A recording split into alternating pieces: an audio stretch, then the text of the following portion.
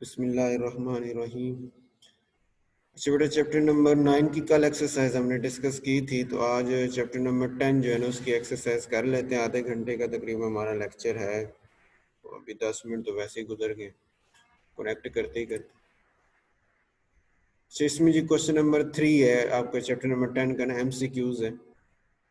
In primary alkyl halides, the halogen atom is attached to a carbon which is further attached to how many carbon atoms? Primary carbon हम उसे कहते हैं जो आगे एक ही carbon से जुड़ी हुई हो, उसको प्राइमरी कार्बन कहते हैं। तो यहाँ पे वो ये पूछ रहा है कि हैलोजन प्राइमरी अल्काइल हाइड में हैलोजन किस से जुड़ा होता है? प्राइमरी कार्बन से जुड़ा होता है। तो वो हैलोजन जो प्राइमरी कार्बन से जुड़ा है और वो आगे एक ही कार्बन से जुड़ी होगी, तो हमारी ऑप्शन जो बनती है वो सी।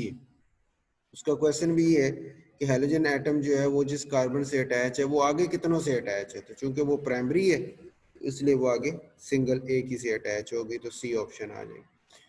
reactivity order of alkyl halides for a particular alkyl group is ये आपके सिलेबस में तो उन्होंने निकाल दिया था, लेकिन एमसीक्यूज तो दिया हुआ है। तो इसमें हमारे पास था कि हमने हल्का से शायद डिस्कस भी किया था, जो अल्काइल आयोडाइड होते हैं ना, कार्बन और आयोडीन का बॉन्ड जो होता है वो वीक होता है, उसकी जो बॉन्ड एनर्जी है वो बहुत थोड़ी है, कम है, तो इस वजह से वो जल्दी टूट जाते हैं और वो रेक्टिव हो जाते हैं। तो रेक्टिविटी आर्डर में फिर हमारे पास आयोडाइड ज्यादा रेक्टिव है, फिर ब्रोमाइड, फिर क्लोराइड और फिर फ्लोराइड, तो सी ऑप्शन हमारी बन जाती है। When CO2 is made to react with ethyl magnesium iodide followed by acid hydrolysis, the product formed is। अब ये गिगना रीजन भी आपके सिलेबस से इन्होंने स्किप कर दिया हुआ है, तो फिर इसमें एक सेकंड हम चेक कर लेते हैं कि आपका जो है ना वो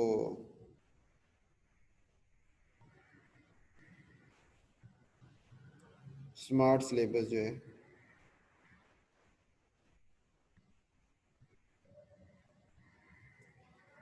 उसमें ये कितने नंबर पे आता है ना, ये एमसीक्यूज में कोई शॉर्ट सिलेक्शन है कि नहीं है।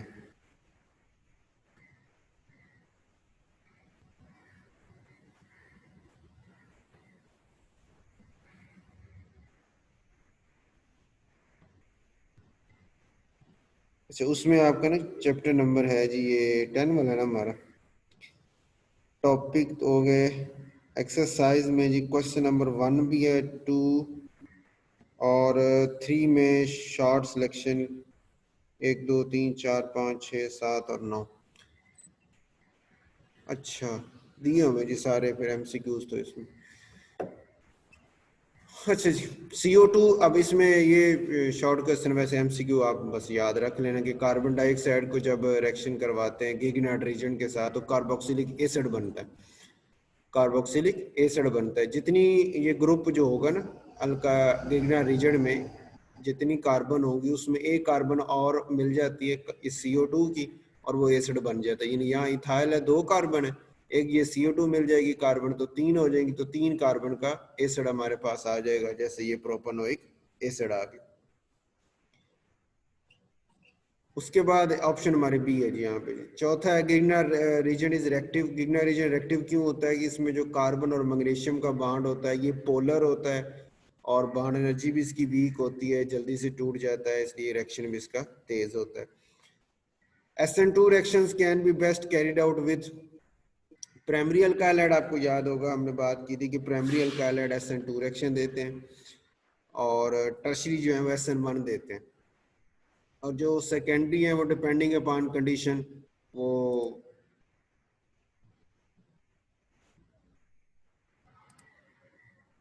आगे पीछे जो है ना वो हो सकते हैं, मतलब वो SN1 में भी जा सकते हैं, SN2 में भी जा सकते हैं जो सेकेंडरी वाले, लेकिन जो प्राइमरी है वो SN2 और जो टर्शरी है वो SN1। तो यहाँ उसने पूछा SN2 रिएक्शन कौन देता है, तो ये हमारी ए ऑप्शन बन जाएगी, प्राइमरी अल्काइल हाइड। छठा है जी elimination bimolecular reactions involve. Elimination reactions और बाई मालिकुलर मतलब E2, E1 एक E1 था एक E2 था। E2 जो है वो बाई मालिकुलर मतलब दो मालिकुल उसमें इन्वॉल्व होते हैं रेट डिटर्मिनिंग स्टेप के अंदर, इस वजह से उसका जो ऑर्डर बनता है वो भी सेकंड ऑर्डर बनता है ना, दो के इन्वॉल्व होने की वजह से। तो बी ऑप्शन हमारी इसमें बन जाएगी। सातवां जी, for which mechanism the first step involve is the same, किस मैकेनिज्म के लिए पहला स्टेप जो है वो सेम होता है। E1 और E2 तो बिल्कुल डिफरेंट है ना, और इसी तरह E2 और SN2 जो है ये भी डिफरेंट है कि उधर एलिमिनेशन है उधर सब्स्टिट्यूशन है। SN1 और E2 जो है, SN1 सब्स्टिट्यूशन में आ गया और E2 जो है वो SN2 की तरह का होता है ट्रांजिशन स्टेट के साथ, तो ये भी डिफरेंस है। E1 और SN1 में ये है कि दोनों में पहला स्टेप जो है ना कार्बोकैटायन फॉर्मेशन का है, उसके बाद फिर एलिमिनेशन होती है या सब्स्टिट्यूशन होती है, तो पहला स्टेप दोनों में सेम आ जाता है, तो यही हमारी ऑप्शन यहाँ टिक हो जाएगी, डी ऑप्शन है। उसके बाद है जी, alkyl halides are considered to be very reactive compounds towards nucleophiles. Alkyl halide जो है इनको बहुत ज़्यादा रिएक्टिव कंपाउंड कहते हैं न्यूक्लियोफाइल्स के हवाले से। क्यों कि इनमें जो कार्बन है वो पार्शियल पॉजिटिव चार्ज आ जाता है ना हेलोजन की वजह से, और हेलोजन पे पार्शियल नेगेटिव चार्ज, यानी कार्बन आपकी इलेक्ट्रोफिलिक बन गई ना पार्शियल पॉजिटिव चार्ज की वजह से। तो ए ऑप्शन ने कहा कि दे हैव इलेक्ट्रोफिलिक कार्बन, ये बात भी ठीक है। They have an electrophilic carbon good leaving group, ये उससे भी बेहतर बात है सेकंड वाली के, इलेक्ट्रोफिलिक कार्बन भी है और जो लिविंग ग्रुप हेलोजन है वो गुड लिविंग ग्रुप है, बड़ी आसानी से निकल जाता है और एक्शन हो जाता है। तो बी ऑप्शन हमारी यहाँ बन जाएगी। सी में तो फिर उसने कहा इलेक्ट्रोफिलिक और बैड लिविंग ग्रुप, ये तो गलत हो गया जी, और न्यूक्लियोफिलिक कार्बन तो होती नहीं है, तो बी ऑप्शन यहाँ हमारी ठीक है। 9 वाला है जी, the rate of E1 reaction depends upon, E1 का जो रिएक्शन है रेट है वो किस पे। अब E1 आपको पता है यूनिमालिकुलर है ना, फर्स्ट स्टेप के साथ है, तो यूनिमालिकुलर का मतलब इसके जो रेट डिटरमिनिंग स्टेप होगा उसमें सिर्फ एक ही मालिक्यूल यानी सबस्ट्रेट आएगा और उसी पे इसका रेट डिपेंड करेगा, तो ए ऑप्शन इसमें हमारे पास आ जाती है कंसंट्रेशन ऑफ सबस्ट्रेट की। Which one of the following is not a nucleophile, इनमें से कौन सा न्यूक्लियोफाइल नहीं है।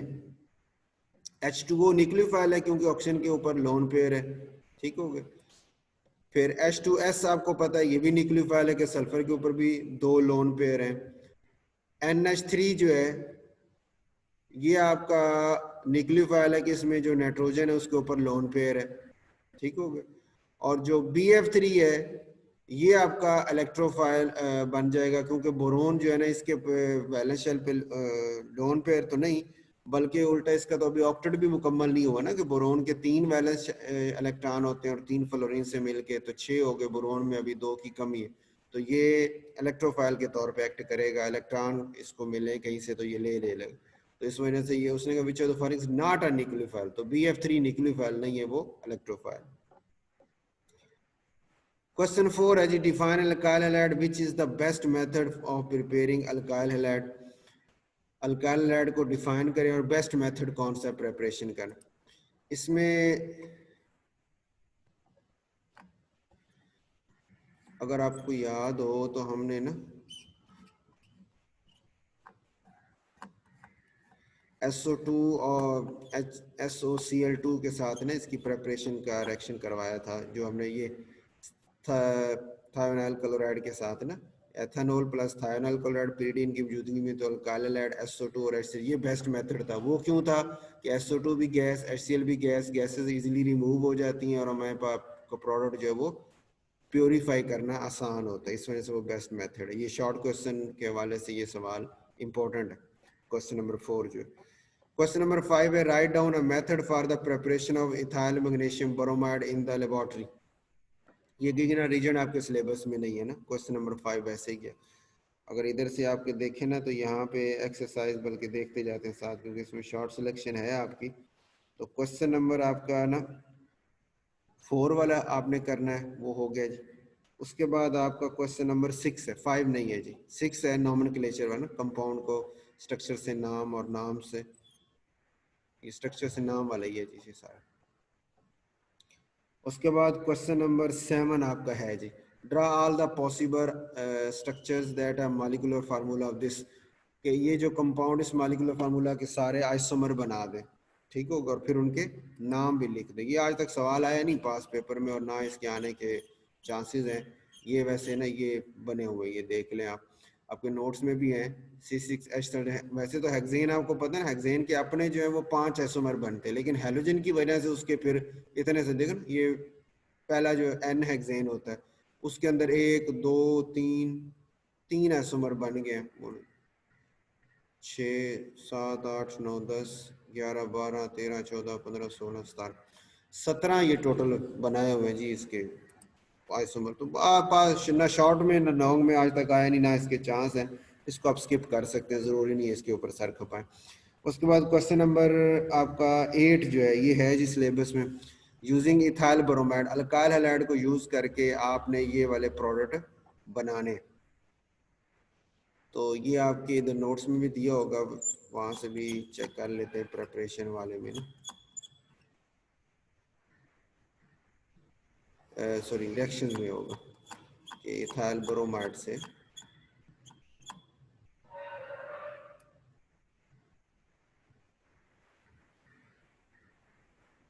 ये ये इथाइल ब्रोमाइड से ना, ये सारे आप काफ़ी सारे दिए हुए हैं जो इन्होंने भी, जैसे एन ब्यूटेन बनाना, एन ब्यूटेन यहाँ पे होगा, ये ब्यूटेन बनाना तो सोडियम ईथर से करवाते हैं ना, तो एन ब्यूटेन बन जाता है। तो ये आपने रिएक्शन में पढ़े हुए, ये सारे आ जाएंगे उसमें ना, नोट्स में भी है ये आप। अल्कोहल से जब करवाना है तो एक्वस केयर से रिएक्शन करवाते हैं, इथाइल साइनाइड कराना है तो केसीएन से रिएक्शन करवाते हैं, इथेन कराना यानी सिर्फ हेलोजन हटानी है तो वो आपने वो जैसे 8वें चैप्टर में भी पढ़ा था, HCl से, ये ब्रोमीन है तो HBr से हो जाएगा जिंक की मौजूदगी में।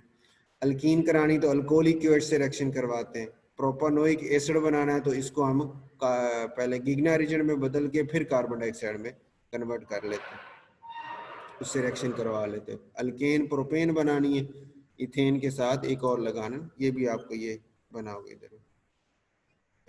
एसिड वाला भी होगा यहाँ में,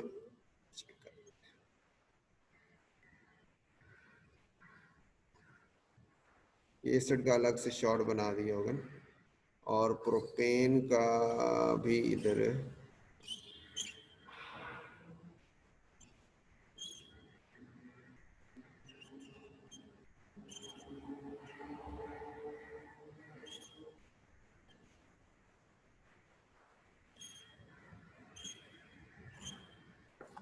अच्छा इसमें नहीं है जी। अच्छा प्रोपानोइक एसिड का तो आपको आइडिया हो गया कि इथाइल जो ब्रोमाइड है इसको पहले मैग्नीशियम से रिएक्शन करवाएंगे ना, तो इथाइल मैग्नीशियम MCQ में भी था आपका, तो ये इथाइल मैग्नीशियम ब्रोमाइड बन जाएगा जब मैग्नीशियम से करवाएंगे, गिग्ना रीजन बन गया। उसको फिर CO2 से करवाएंगे तो हमारे पास ये प्रोपानोइक एसिड बन जाएगा। ठीक हो, दूसरा सवाल है प्रोपेन अल्केन बना, इधर है 2 कार्बन, ये इथाइल है ना 2 कार्बन, और हमने बनानी है 3 कार्बन। तो उसमें आप जैसे ये प्रोपानोइक एसिड बनाया, 3 कार्बन वाला एसिड बना के, और उस एसिड की रिडक्शन कर लें। ठीक है, एसिड बनाया, एसिड की रिडक्शन कर लें, रिडक्शन करेंगे तो आपके पास जो है ना वो अल्केन बन जाते हैं। जिस तरह होता है ना, अल्केन की ऑक्सीडेशन करें तो अल्कोहल है, अल्कोहल की ऑक्सीडेशन करें तो एसिड है। इसी तरह एसिड की रिडक्शन करेंगे तो आपका जो है ना वो अल्डिहाइड, अल्डिहाइड की रिडक्शन है तो अल्कोहल, अल्कोहल की रिडक्शन है तो अल्केन है। तो उसमें हमारे पास प्रोपेनोइक एसिड से प्रोपेन बन जाती है। ठीक हो गया। अच्छा जी, क्वेश्चन नंबर 8 आपका था सिलेबस में। उसके बाद क्वेश्चन नंबर जो है ना 9 भी है कि डिटेल नोट और mechanical wheel substitution SN-SN2, very important long question है। क्वेश्चन नंबर 10 भी होगा, बीटा एलिमिनेशन रिएक्शंस क्या है। ठीक होगा, ये भी लॉन्ग क्वेश्चन में है। क्वेश्चन नंबर 11 है जी, ये भी है आपके सिलेबस में कि कौन से प्रोडक्ट फॉर्म होंगे जब आप इथाइल मैग्नीशियम ब्रोमाइड गिग्ना रीजन को रिएक्शन करवाएंगे इनके साथ, और साथ उनकी हाइड्रोलिसिस भी हो। अच्छा प्रॉब्लम इसमें ये है कि गिग्ना रीजन का टॉपिक इन्होंने निकाल दिया है, और रिएक्शंस इधर एक्सरसाइज में वो क्वेश्चन दिया हुआ है। हाँ जी, तो क्या हो सकता है इस कॉम का। अच्छा चलो जी, नहीं सर, ये वाला क्वेश्चन नहीं है, मेरी बुक में नहीं लगा हुआ। मैंने लगाए हुए हैं सारे निशान। नहीं, वो मैं अभी ये देख रहा हूँ ना, स्मार्ट सिलेबस ही देख रहा था। उसमें ना क्वेश्चन नंबर 11 जो है ना वो लिखा हुआ है, होमवर्क में लिखा हुआ है। एक क्लास वर्क होता है ना, एक होमवर्क होता है, होमवर्क में क्वेश्चन नंबर 10 और फिर 11 लिखा हुआ है, और 11 ये गिगना रीजन वाला है। तो ये तो अब हमने डिस्कस भी नहीं किया इसके ऊपर, तो इसको मैं अब कैसे यहाँ एक्सप्लेन करूँ। चलो 1 मिनट देख लेते हैं, इसको भी स्किप करते हैं साइड पर। उसके बाद क्वेश्चन नंबर जो 12 ओके। है ये आपका नहीं है सिलेबस में, कन्वर्जन वाला ना, मगर 12 निकल गया, 11 ही रह गया। चलो फिर इसको एक्सप्लेन कर लेते हैं। इसका ना गिगना रीजन में आ जाएगा तो वहीं पे उसको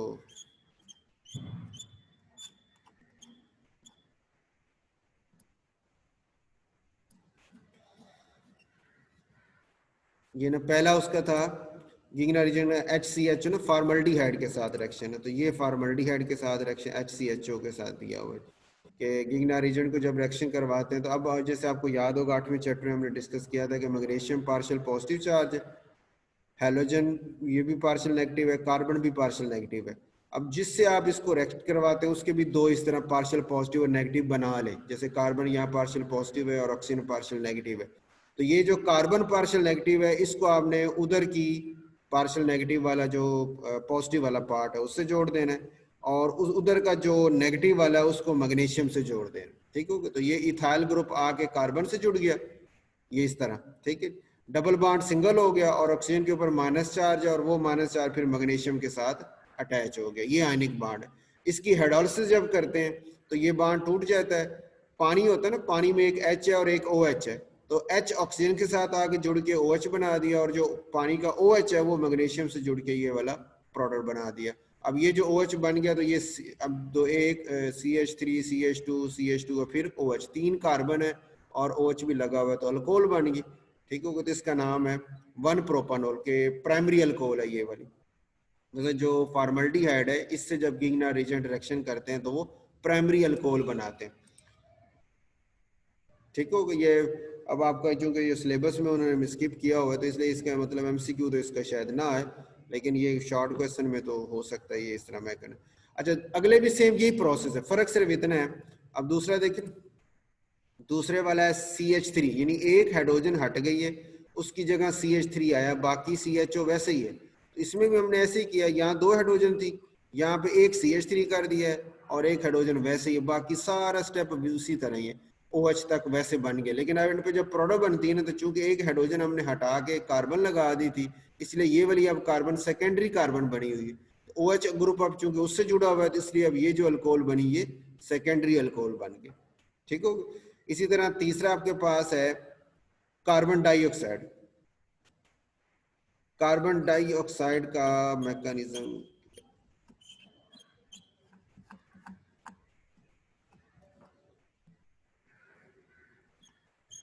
ये है जी। ये भी सेम उसी स्टेप है ना, C डबल बॉन्ड O, उनमें भी यही था ना, C डबल बॉन्ड O को ही हम तोड़ रहे थे, इसमें भी उसी तरह ही है C double bond O।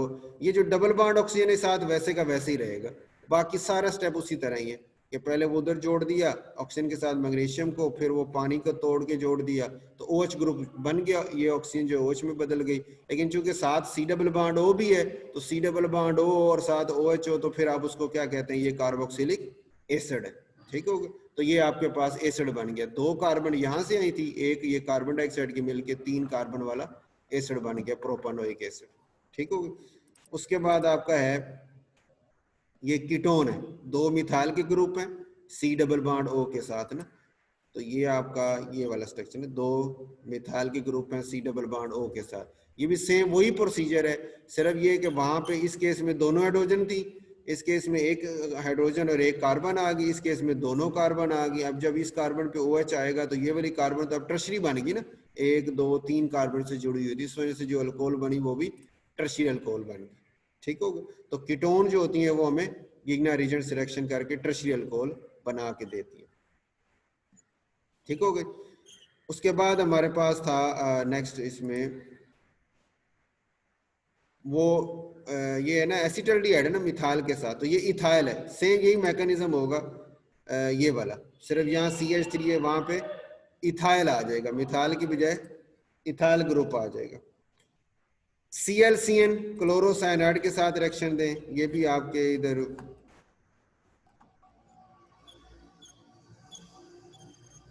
ClCN के साथ रिएक्शन ये दिया हुआ, ClCN की क्लोरोसाइनाइड के साथ रिएक्शन करें। अब इसमें भी दो पार्ट करें ना, तो एक क्लोरीन है और एक कार्बन है। कार्बन वाला जो है वो पार्शियल पॉजिटिव है, क्लोरीन वाला पार्शियल नेगेटिव है। तो कार्बन CN ग्रुप पूरा का पूरा जाके उधर इथाइल ग्रुप के साथ जुड़ता है, और जो Cl है वो मैग्नीशियम के साथ जुड़ के प्रोडक्ट बना देती है। ठीक है, तो ये हमारे पास इस तरह के इथाइल साइनाइड या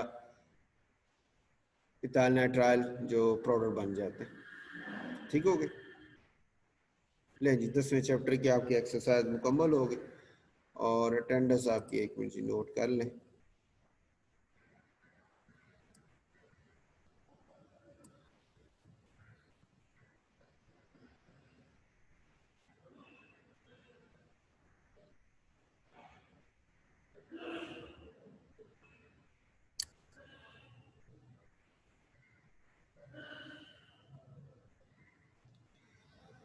अच्छा, ये लास्ट में ये किस कौन सा रोल नंबर है जी?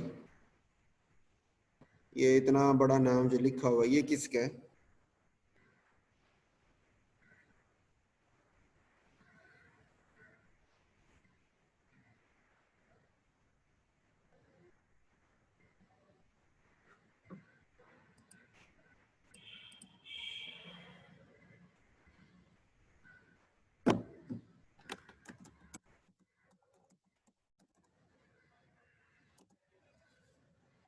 रोल नंबर तो बेटा बता दो, ये नेक्स्ट बता देना ये।